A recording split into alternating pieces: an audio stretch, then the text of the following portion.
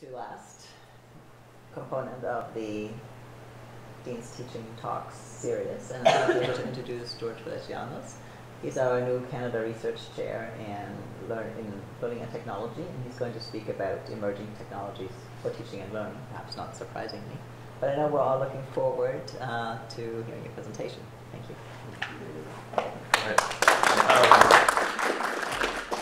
So thank you everyone for coming, and to our online audience as well. What I'm going to do is I'm going to talk a little bit about emerging technologies and what they mean, and I guess what we believe they mean within the context of railroads. And then I'll just give some examples of how emerging technologies reveal themselves in the School of Education and the conversations that we've been having about our degrees in the School of Education. So I handed out some charts, and those are postcards, but what they are is they're essentially wall charts. They're instructional wall charts. This one represents plants, flowers, seeds. And these type of charts were in use, they were introduced in Europe in the 19th century, and they quickly became important tools of instruction. As kind of compulsory schooling took a hold of Europe in the 19th century, the number of students increased, the number of students in each classroom increased. So it became impractical and inefficient to circulate books and specimens to explain to students some of these things that we're seeing here. So large-scale charts, they would usually cover up a wall, provide a solution to this problem because they could put up in the wall, the teachers could point at them regardless of where you were sitting in the classroom, you could see them, right? So they were a solution to the problem of increasing attendance in schools. Here's another example. When charts were not available, teachers and professors would create their own. So they would hire artists and work with them to create these things. And then they quickly became tools for scholarship. So they became tools where scientists represented their findings. This one, for example, is the one on my right, on your left, is a representation of embryonic processes, and it was created by a professor of zoology in the 19th century. So why are these significant, and why am I showing them to you other than their aesthetic beauty? Because obviously these things are really pretty, right? They provide historical insight on how technology has an impact or does not have an impact on education. It shows how new technologies replace old technologies, and they also kind of illustrate this idea of educators creatively using technologies to do new things. So as I said, they solved the problem, right? As there were more students in the classrooms, these tools, these technologies allowed access to the content at a more efficient place. They became tools for scholarship. At the same time, these charts became available because the cost of printing and reproducing things on paper went down. So it was very cheap to produce them and circulate them. And then they're also created by industry, but also by individuals, right? As individual teachers saw have problems in their own classrooms, they create themselves and use them in their instruction. But at the same time, they allowed teachers to continue with their current practices without necessarily changing the ways that they taught, right? So instead of passing around a book and showing to people the specimens, they would point it at the wall, right?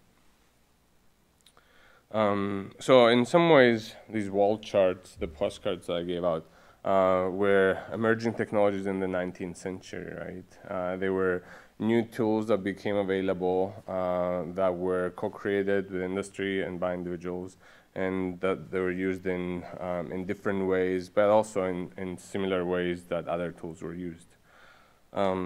So just to connect that to today's world, I guess, here's a question for you. what would you consider to be today's emerging technologies? It's good.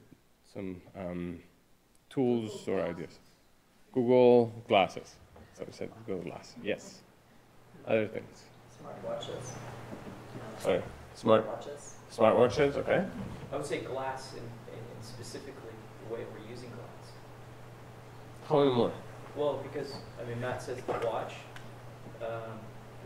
Vivian said the glasses, Google Glasses, but it's all hinging around this new idea, this new way of using glass, touchable technology. Sure. It's all using glass, which is a repurposed technology, and it's integrative, and it's yes. Without the glass, we wouldn't necessarily have this technology.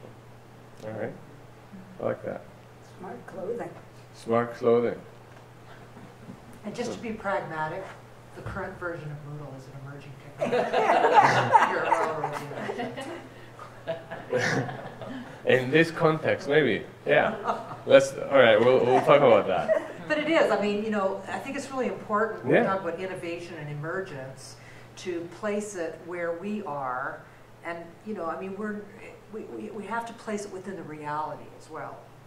Did I send you my slides before I talk? No, you Okay. didn't. Good. Other ideas. We'll get back to Vivian's point in a little bit, because I think it's important. MOOCs, okay, open courses, yeah. All right, those are great examples. I'll give you a couple of perspectives to frame this conversation. So the Horizon report is a publication from the New Media Consortium that comes out every year. And in it, they basically delineate emerging technologies that they expect educational institutions will adopt within 1 year, 3 years, 5 years. So they give kind of this trend perspective on things. And the 2014 one looked like this, the one focusing on higher education. They talked about growing ubiquity of social media. They talked about, I can't really see on there, data-driven learning, evolution of online learning, and so on. And these reports have been, being published for a while, so you can see kind of a historical perspective here, right? Back in 2004, we're talking about learning objects, right? Little objects that you develop, and then you can take them from one course in Moodle, for example, and put them in another. In 2005, we were talking about, educational gaming, the same in 2006. So you can see, over time how some of these perspectives have changed, and how some of them are still kind of persisting, right? So educational gaming has been on this board since 2004, and it was on there in 2011 as well.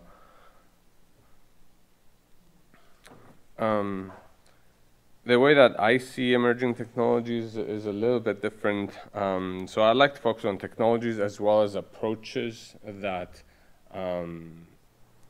that are kind of new and evolving. So some of these tools, as Vivian mentioned before, they may or may not be new technologies, right? So smart clothing, right? Things that you wear and return feedback based on, I don't know, your heart rate or the activity that you're doing or whatnot, are newer technologies, right? And we might not necessarily know how to use them in physical education yet, but we're trying to figure it out. Other things like Moodle, right, or like the current version of Moodle, for example, that we have here, are relatively old technologies that have been used for a while, but we might not necessarily know how to best use it to improve the things that we're trying to do. So this is how I like to categorize kind of emerging technologies. They're evolving, they're coming into being. We don't yet fully understand them. We haven't yet fully researched them. We expect that they're going to have great impact, but we're not really sure yet. So MOOCs are a great example, right? We expect that they're going to have an impact. We don't have much evidence for them. We have, the people that are evangelizing them, and the people that are saying that this is a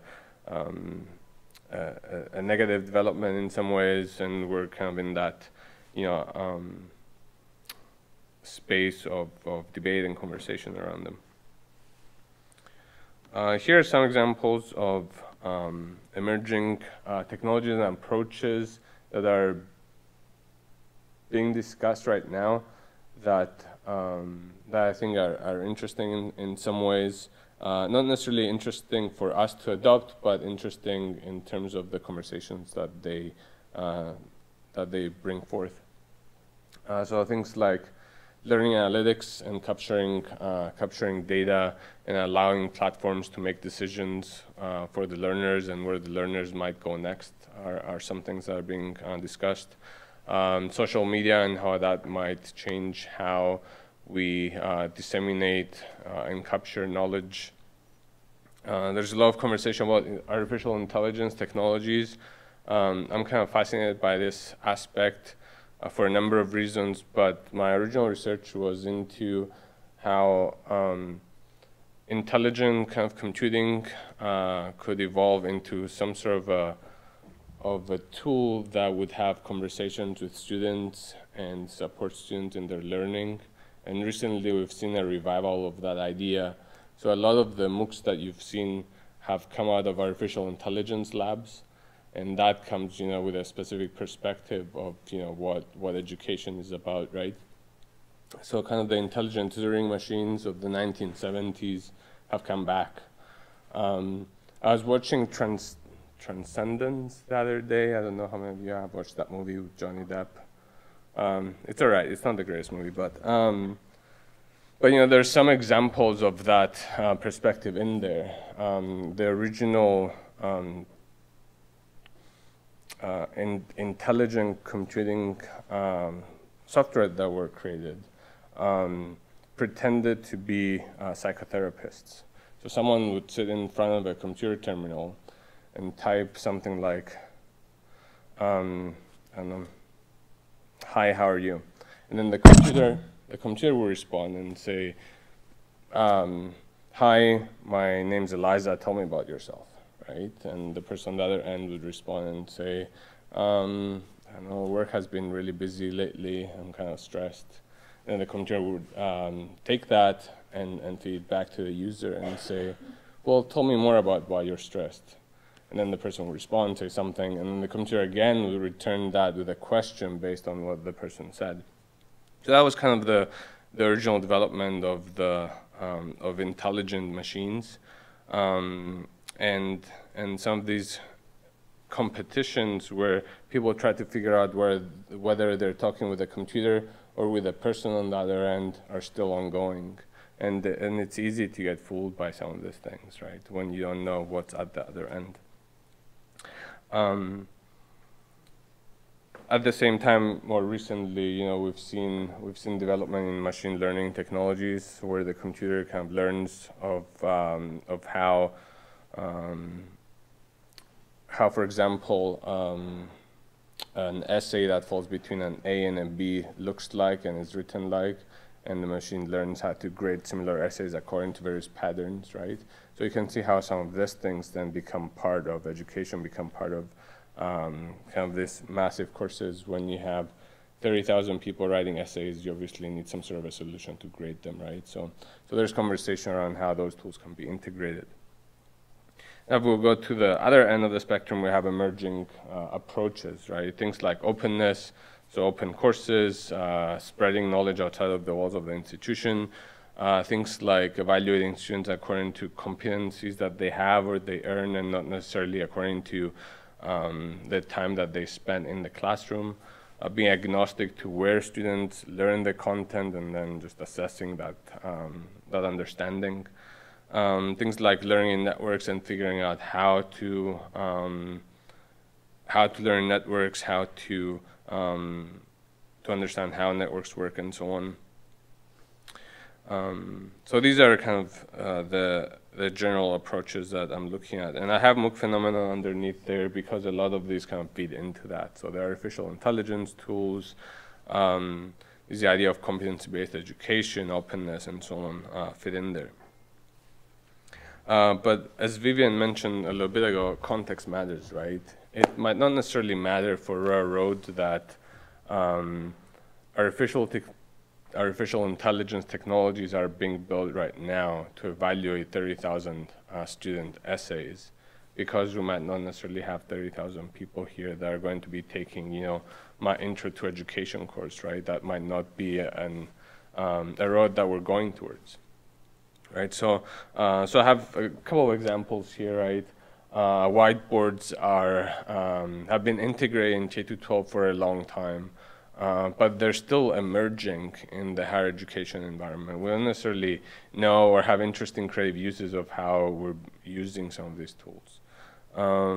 The same, different contexts that might be relevant might be countries, right? Some countries are doing amazing stuff with cell phones, but in other countries, cell phones are not devices that are being used in any creative, interesting ways. So I'll talk a little bit about kind of emerging technologies or emerging approaches at the School of Education, things that we've been talking about, that we're trying to figure out how to do, how to embed in our programming and in our work. And I'm going to split this approach into 3 parts, just to give examples. The first one is about engaging students in producing knowledge, so not just giving students the readings that we collect for them to help them learn a topic, and asking them to have discussions or reflect upon those things and so on, but really asking them to produce knowledge that will be helpful for other individuals, or creating knowledge that will be helpful for the next iteration of the course, and using that to build knowledge about the topic. So let's say the topic is I don't know, online facilitation, for example, right? Our students could create new insights on that topic that could then benefit the community overall. The second one is kind of the use of contemporary web technologies. I'm going to show a couple of examples from my class. And the third one is approaches that are diverse, social, and open. The social aspect goes a lot with kind of the social learning theories that are embedded in the learning and teaching model of the university. So here's a few examples. With regards to knowledge production, this is an easy one in terms of creating assignments that allow our students to create books, especially electronic books. And electronic because it's easy to do, right? In the same way that an individual can open up a Word document and type an essay, they can also type and post that essay in a collaborative Google document that could then be converted into a PDF, which essentially would be a book. These are just some examples from our field of other books that were created that are then used in future courses. This is one that I've created last semester. I had students write reflections on their experiences with open online learning. And at this point, we don't necessarily know what that experience is like. We have lots of people talking about how open courses are, I don't know, exciting or empowering or really bad, but we haven't really heard from students. So this is an attempt to get the student voice out there and to illustrate really what is it like to go through some of these courses. And you know, some of these essays are fascinating, right? When you see students write about courses that they signed up for and then they were canceled, or courses that they were expecting to last 3 weeks and they lasted 6 weeks, or you know, how a faculty member reached out and made them feel really part of the course. You know, these are the stories that we need to share. Here's a couple of examples from my course on using kind of easy off-the-shelf technologies to add some social aspects to the class. This is just me and my webcam, right? An introductory video to my class. A lot of you might have done this already, but we're bringing in a YouTube video that was recorded somewhere else, easily embedded within Moodle. Here's another example. You might also do this in your class, but I let students put themselves in groups for various assignments.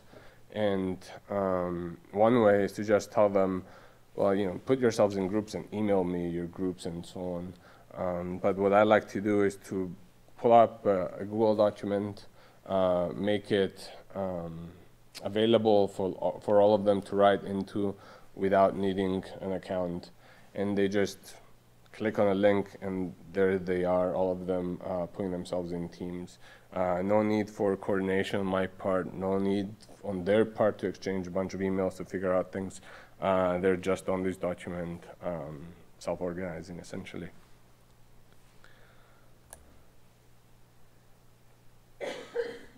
I also want to touch a little bit on some of the approaches that we're using, and I use diversity very flexibly, I guess, in here. But I just want to give an example of doing student introductions in my courses.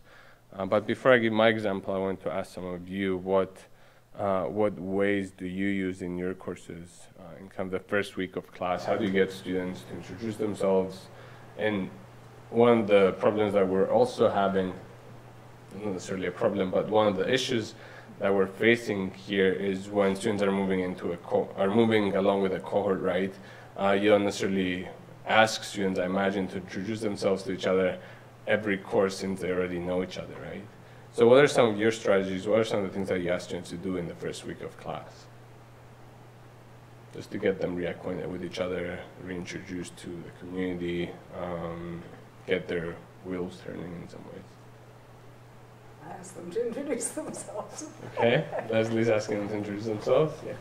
So I co-teach the ISWO, and we always model different ways to introduce ourselves as facilitators. And just the last iteration, I think we had people introducing themselves using video, podcasts, because the man said he had a face for radio, didn't want to see him. Somebody else used a tool called Tagzito. That's like a word cloud in a shape with various words about him and so on. So there's anything, anytime, it's always different. Sure. Yeah. Great. Other thoughts? Samantha has something to say. Samantha has something else to say? I mean, it's the first thing that they did, so it wasn't like a reintroduction. They were introducing themselves to everybody, and it was similar. We just put up, I don't know, 4 different versions of our own. Like Robin used Powtoons. Yeah, I just used my phone. And then the students did the same, like a bunch of them used Powtoon. What else was available? A popcorn maker. Joe used Voiki. Yeah.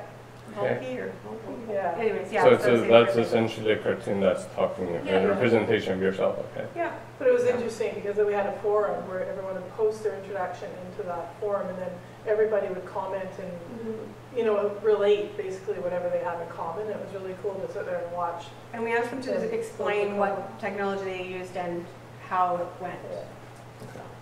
Some of them used iMovie. It's a trailer. Sure. It's really cool. So it sounds like a number of you are using different sort of applications to ask them to introduce themselves. Here's what I've been using recently, and I've really been having fun with this, and the students also seem to be having fun.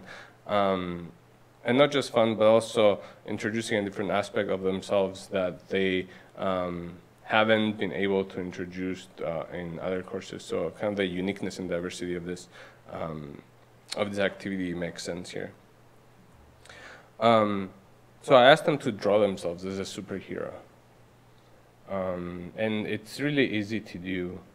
And I tell them that they shouldn't try to be, I'm not gonna grade them on how artistic they are or how awesome their representation is, but or how many colors they use or whatever. But really what I want them to do is to portray kind of an aspect of themselves and to explain to us why that superpower helps them in their day-to-day life, in their work and so on. And what I do is I present one of mine just to make it so that they don't feel threatened by this assignment, right? I have really bad drawing skills. So I'm just trying, yes, or feet. No feet too either. So what I'm trying to represent is this idea that you don't need to be. I don't need an amazing drawing. What I want to do is a representation, right? And I'm trying to represent there that I multitask and I juggle a lot of things at the same time.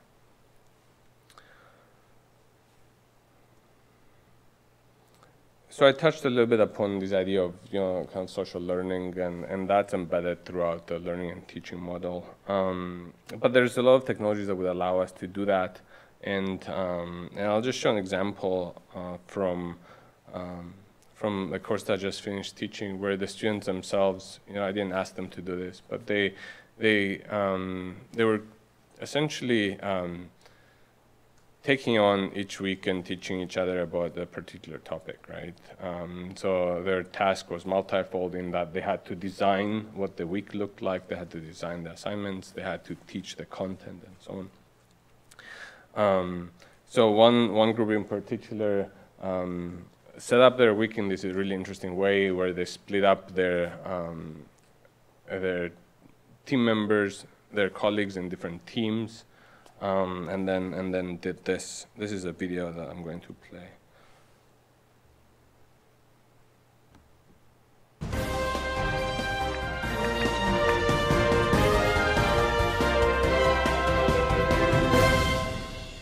Good morning, good evening, good day.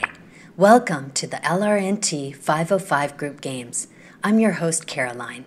In this exciting competition, 6 teams, Inquiring Minds, Victoria's Secrets, Pinheads, The Jokers, Sounding Boards, and finally Soap, are vying for the title of Learning Team Facilitation Champion. We have assembled 4 glorious events to challenge, inspire, and connect you. The written and audio program provides you with all of the details you'll need to get started. All right.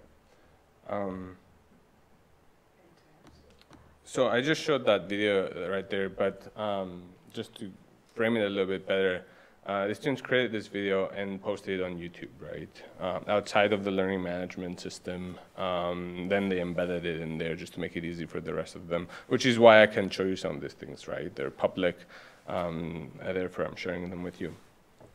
But you can see how not only they're using that video in creative, interesting ways, but they're creating the social framework around which the students within the class are to work, right? They're split in teams, they're competing with each other to attain A, B, C, and then they're coming back at the end of the week to, give medals, right? This was done around the time of the Olympics and so on. So, and that social, also playful kind of nature of how that was set up was really interesting and really worthwhile. So the last thing I'm going to talk about is kind of openness. We've talked a lot within the school about what open is and how we can work with it, whether it's kind of a value that we should be embracing and so on. And these are ongoing conversations, right? But openness as an ethos sounds like something that we're behind. And openness as a way of being, as an approach to share knowledge, to share our expertise is something that we're going to be working with. And one of the things that we're doing is we're going to be offering an open course, I suppose Railroad's first open course in the fall. And it's going to be open to anyone and everyone, both at Railroads and outside. And there's specific reasons for doing that, right? One of the reasons is to share kind of our expertise and our knowledge with the broader community, with our students and our faculty, but also to create, in the process of creating that course, to create content and resources that are able to be reused kind of at the institution at a local level. So for example, resources that could be used by the library, resources that could be used in a number of courses throughout Railroads. So just to be more specific, this will be a course focusing on kind of emerging forms of scholarship. So what does open scholarship mean? How do you use technology to share knowledge, to disseminate knowledge, to improve knowledge? And content that relates to this topic is easily reusable in other areas, right? Introduction to research methods courses will benefit from this course. Individual faculty members can benefit from this course. They don't necessarily need to participate in the course, but the creation of those resources can benefit a number of individuals. So that's all I have for you today. and I try to keep these short and sweet, just so that we have some time to have conversations around some of these areas, some of the topics that you're interested in, some of the topics that came up. So we'll do that. We'll do that now. Thank you.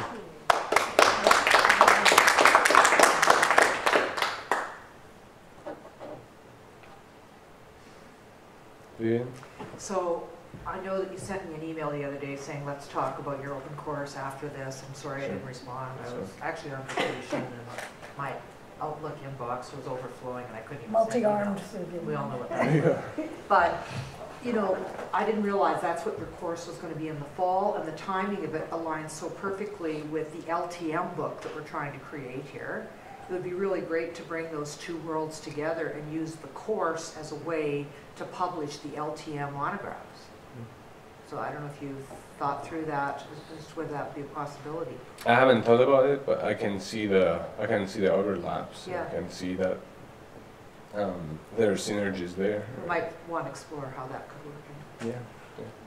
And yeah, I mean, there's a number of individuals at the university, right, that we're going to have conversations with surrounding this, right.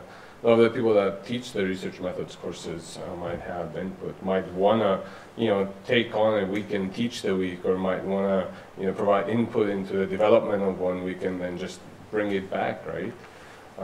In the same way that that when, I don't know about you, but when I'm creating a course, if it's a new course, I'm going to go out and check out what other people have done around that course, right? Especially if it's an introductory course, there's a lot of content out there that I could use.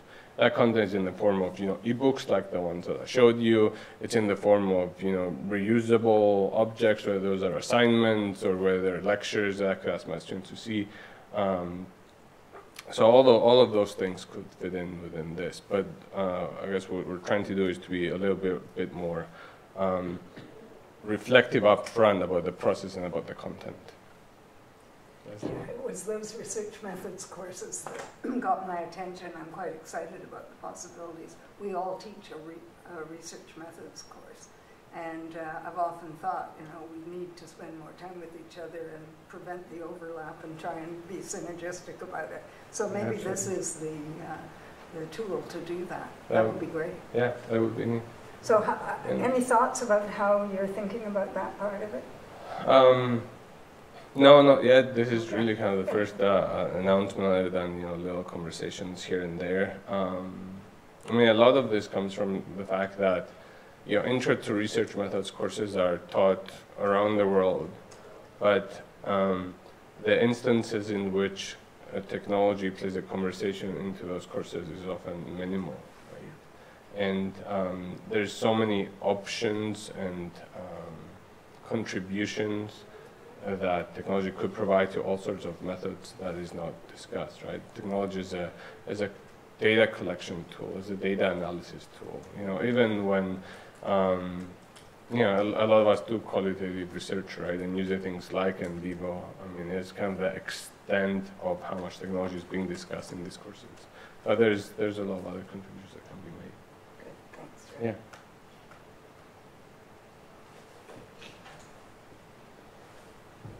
Thoughts or questions or concerns? Yeah. So George, you have a job here as a research chair around these topics, and I have a job here from an operational basis around this kind of stuff. There are a lot of ideas and opportunities and transformations that we need to make at Royal Roads towards this world. How do you think we should be going about that to bring people into the conversation? When I look around who's in the room here, I mean, I hope there's a lot of people on the live stream, but I think it's really important that we engage our community in helping us in this journey into the future. What are your suggestions? Well, I agree with you that you know, this is a communal process, right? There's change doesn't usually happen when someone just stands here and says, "Oh, I have this great idea," right? Whether it's me or someone else.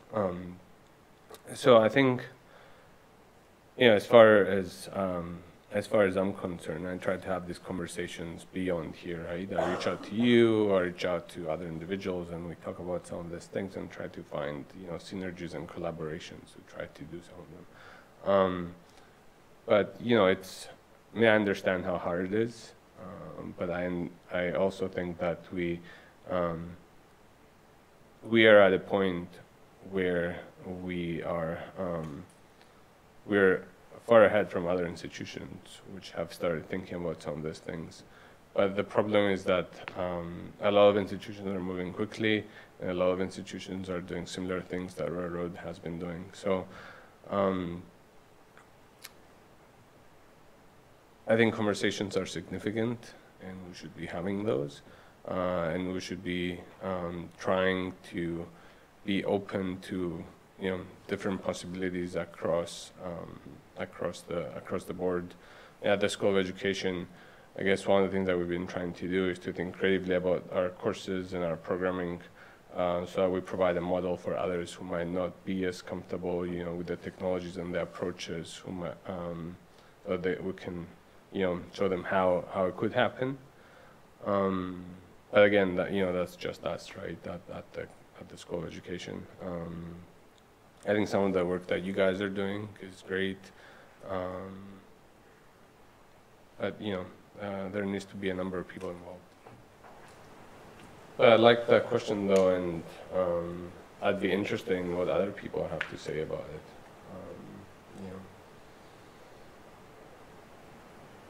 Has any one of you worked on institutional projects or attempts to enact change? Or, well, not necessarily to enact change, but attempts to, put forward an idea, right? And it does not need to be on an institutional level. I mean, I've worked on projects on interdisciplinary teams with 3 people, and it's really difficult to, get people from different disciplines who talk the same language and put forward a common plan of action, let alone on an institutional basis, right? Regardless whether the institution consists of, 100 people or 50,000 people, it's hard, and that difficulty just scales with size.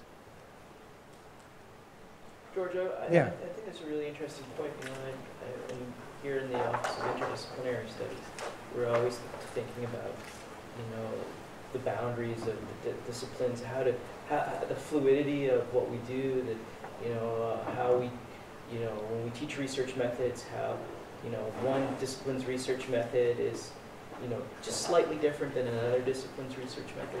They maybe use a different word, but they're going for the same sorts of, data analysis, data collection techniques.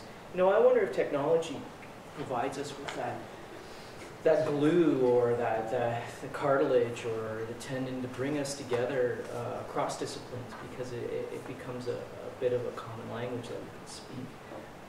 And if we can use technology as an interdisciplinary tool, or as a tool to bring us closer to interdisciplinarity, because like you said, the challenges can be quite steep sometimes when you bring people from diverse backgrounds and disciplines. I was just going to ask you if you could ask the people on the stream if they have any. Can you do that? So if anyone, I guess I'm not sure. There's people at the back that are managing the live stream, but if there's any questions from the live stream, I guess we can also take those. Someone from the back can come and ask them. So please feel free to do that. Or if Vivian, are you on the live stream? Oh. Okay, great. There you go. Awesome. See, it's like we have the low-touch technologies and high-touch technologies. But what I was going to say is that I have some sort of a sense of the institutional history of railroads, right? But I'm not an expert. But my understanding is that a number of people came together and formed this vision, right, of what the institution should aspire towards, right? And obviously, something brought those people together, right? and whether that was a vision or a belief or whatever it was. But I'm sure they had struggles while engaging with that process, like every place that tries to do something new. So given that shared belief that existed at that time and is still here, I imagine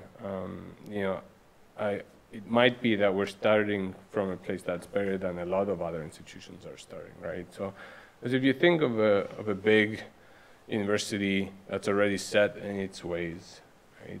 That does face-to-face education, asking that institution to change and adopt a new perspective, it's really hard. But when you're at a place that's already been experimenting, I think there's room there for trying out new things. Yeah, Just to riff on that, I think we have huge possibility, but we're at a very challenging junction in the journey. Because we've been an online university for 18 years of our existence or whatever, and I say that all the time, and some people look at me and go, no, we're not an online university, but I did a review of, at any point in time in the year, what are our students doing? And at any point in time in the year, 80% of our students are learning away from their residency experience. So to me, that qualifies us as being an online university with this extra little special thing called residency. So because we're already there, we have a challenge in that team of people that I manage, they are very busy in the production model of online learning. We have 720 courses that we have managed just this year of putting up into Moodle and blah, blah, blah. And we have a roster of over 80 courses that we're supposed to be developing. So I think the challenge of an organization like Royal Roads is that we're already along the continuum, and the production side of online learning is a bigger mess than anybody could ever imagine as they're just a face-to-face classroom coming into this at the beginning. And so to be able to make space for innovation in the face of that production issue that we have, to me is the interesting challenge here. The production stuff, quite frankly, is not particularly innovative. It is making sure that the stuff gets turned on the day that the students need to be in the course. So now we need to grow into the innovation thing, but we're so constrained with budget and resourcing to do that, that it's almost like we're moving forward and we have no hands or legs to get there. So somehow we need to make space to now go from production of online learning into innovation in online learning. I think what you're bringing up is significant, right? So is the production and delivery of resources or teaching or whatever it is that you want to call it is it's not the interesting part, right? If you think about the design of the experience and what that looks like, and really consider ourselves to be designers of experiences, right? I think that's where the interesting aspect is. But yeah, you're right. That requires resources and it requires time. And if you're asking me, you should be provided with that time. Now, obviously, again, I don't know where the institution at the institutional level, is it's a messy process, right? But the learning design aspect is integral to any development of worthwhile, empowering learning experiences. And if that's not there, then yeah, it becomes a product where it looks like a cookie cutter, but it's not impactful on the students, and that's not what we're here to do.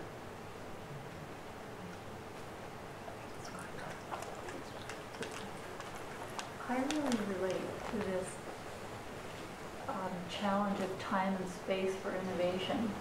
And I think in the program where I teach,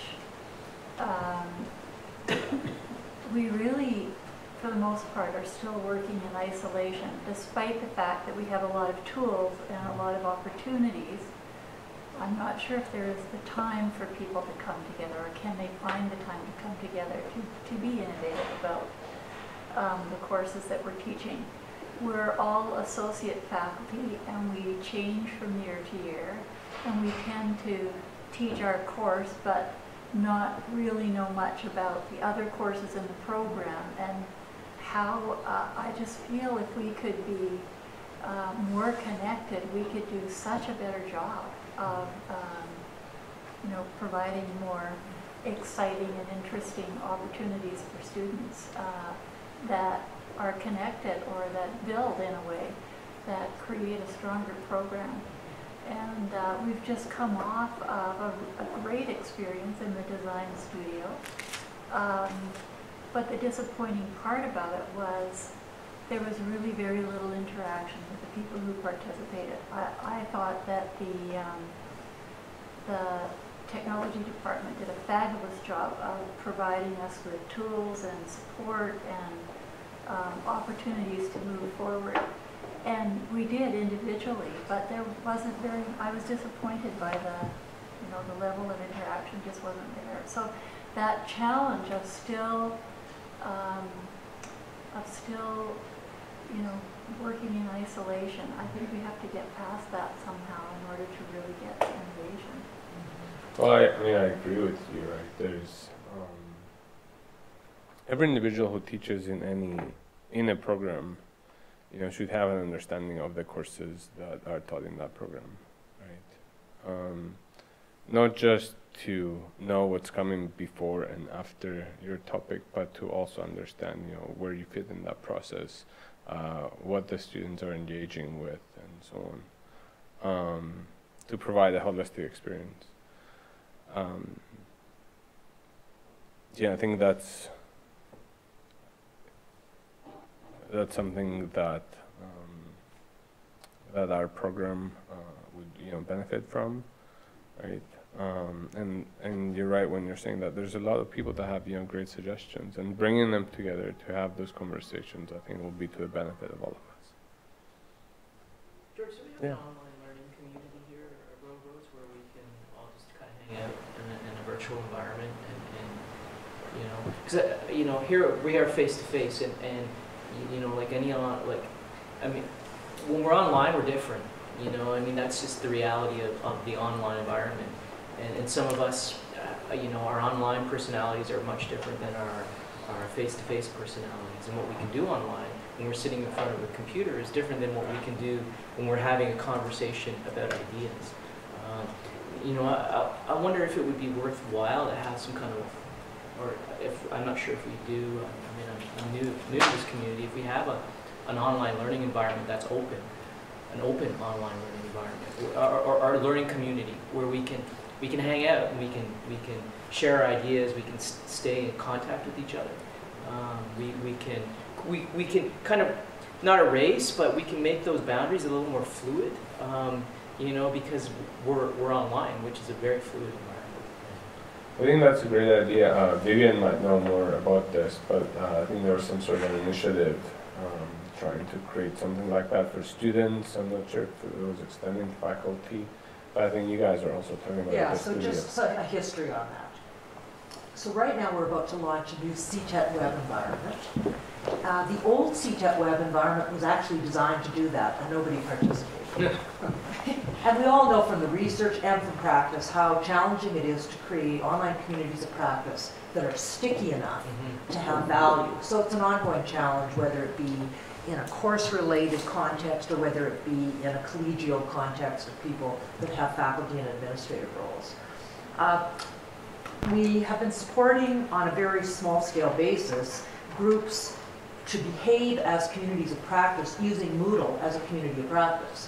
Because my personal view is that we need to have a much broader community that gets smart with how to use Moodle effectively. And so if we're using Moodle as our learning management system, that's a good place for people that work for the institution to also share ideas and collaborate, because you'll learn a few tricks about Moodle along the way that may help you in any of the courses that you're teaching. But it's been a challenge because right now our server environment does not accommodate easily putting up an entire environment for these communities of practice. We've been working with IT services in the last several months to try to make that happen, and I think it's going to happen soon, but it's been a bit of a challenge. But I agree with you that we need places to model how to work virtually together. And you know, I mean, it could just take a couple of curious souls to get on there and start playing around and then share. I think part of it also is the sharing element, you know, and tweeting and posting on social media and getting people interested, and that snowball effect starts to happen. One of the things that's going to be on the new CTET web presence is a place for people to post up examples of learning activities and technologies that they're using in their course, just so that they can be a prompt for conversation. The challenge, of course, with that is not that we're going to put the page up that does that, but that people actually come to the party.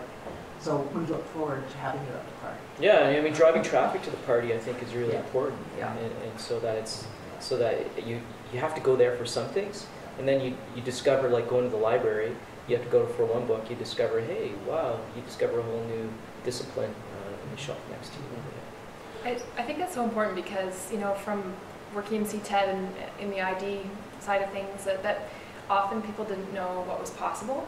And I had faculty say, I didn't know it was possible to put an image on the page, you know, the Moodle page. I go, oh, of course, yeah, you can do so much more than that. And so just showing people what's possible is, you know, can be so exciting. And people, you know, not everybody, but most people, I think, will rise to that if they know that it exists, but, you know, and you have the time to do it, which is always the crux, too. Yeah, I think that, you know, so faculty members have always been, well, maybe not always, but recently, have the owners of their class, right? And different institutions do this better than others, but there's a lot of benefits to be had when faculty members work closely with learning designers in the creation of the class. And I think it might be easier to do that at this place than other places. But again, you know, resources are stretched, and so that makes it a little bit harder to do. But you know, that collaboration, that interaction, and that kind of feedback loop is really significant. And you know, some of the things that we're doing, for example, or that I'm doing in my class, you know, it's easy to do for me because not only I'm a content expert, but I'm an expert. So my content is this thing, right? So it's easy to reimagine how to create an activity that embraces some of these affordances. But when you're teaching, I don't know, about the environment or about physics or whatever it is, you know, that you're teaching, it's different or more difficult to think about the learning design of those aspects. We have a question from online. Oh, cool. Michelle wants to know what you think about movement-oriented design, MOD. You're welcome. Thank you. That's a great question, and I'm not familiar with that term, so I'm going to have to get back to you, Michelle. I hope that maybe you can leave your email or contact info on the live stream, and I'll get back to you. Unless if someone else knows anything about the topic. No? Okay. I was just going to add, it's really, really interesting to have a conversation. I think it's a really rich one. And I guess my comment or question is, I think if this is strategically critical to the organization, if we consider it to be so, then the question for me is how can we make sure that we create the capacity or the space to enable faculty, associate faculty, staff to be able to move us forward in that direction. And I think it requires leadership and it requires support. And if we're going to really move forward quickly together and create some rapid change, I think that's necessary. Speaking for myself, it's really, I have all intention and all interest and desire, I can honestly say that, but it just becomes a completely capacity issue. So, and particularly if you're teaching multiple courses, so I teach 4 different courses, so it's not a question of teaching one course 4 times and having the chance to really work with it. It's 4 different courses. And yeah, that's my comment. I'd be interested to know a little bit more. Yeah, I absolutely agree with you. And tell me your name, because I think you're the only person that I don't know. Pardon? Tell me your name. Oh, it's Rebecca. Rebecca. Okay. Yeah. Nice to meet you. Yeah, no, I absolutely agree with you. And, you know, and that's, yeah, and your comment, you know, invokes a lot of areas for thought, right? Like, for example, you know, we should be supporting individuals in, you know, a number of areas, not just in, you know, helping them design better courses, but also in figuring out how they can reduce the amount of time that they're spending on each individual course so they can improve them. So, for example, you know, why would you teach 4 different courses, right? I mean, you should be teaching 2 courses multiple times, right? Like, I mean, some of those things need to be, you know, kind of resolved in some ways, and that's not a technological problem, right? So that you do have time to spend more closely on the learning design aspect of things. You know, and yeah, I mean, it's an issue that I would talk with my PhD students often, right? When they would have their first appointment, I would tell them, you know, try, you know, because you can't command, but try to, you know, negotiate teaching the same course, right, over and over, because that reduces the amount of time that you spend in prepping for it. But yeah, I also agree with the comment regarding leadership as well. Yeah, yeah. And speaking of leadership, I know all of you, most of you in the room here, I don't know who's on live stream, so it's probably politically dangerous for me to make too many comments here, but just to share with you something that I've observed here, but I've certainly seen it in other places that I've worked in higher education as well. There was a bunch of folks here that over the last several months have participated in the core review that was requested by the Ministry of Advanced Education that Royal Roads had to respond to. And we had 3 different committees here that were responding to the questions being asked by the Ministry of Advanced Ed. And there was one group that was formed to evaluate our enrollment practices, basically, and another group that was formed to evaluate how we could become more efficient and effective. And there was a third one that I can't even remember what it was. But what I saw in all 3 of these was nothing about our core product, which is the business of teaching and learning. And so somehow as practitioners, we need to bring this conversation into the core of the leadership activities here. That what we do in terms of teaching and learning needs to be discussed, not just in this little group here, but with people who can make a difference in terms of budget allocations, so that we can actually become the university that we all aspire to, but we're so constrained with because we're so resource constrained, whether it be with faculty associate faculty not having the time to engage with improving their course, with core faculty not having the time to engage with improving their courses, and with CTET always being down about 4 or 5 FTEs and scrambling because we can't survive. So, I mean, we're all in this together, and yet it is our core product. And somehow we need to rise up and have that conversation and have leadership actually pay attention to this issue, especially if we want to be the great little university that we all want this place to be, with great online and residency-based learning. It's a challenge. So let me just close that here and leave some time just for informal chit-chat. But thanks for taking the time to come. I'm going to post these slides on SlideShare. If you want them, you can download them from there. Given our commitment to openness at the School of Education.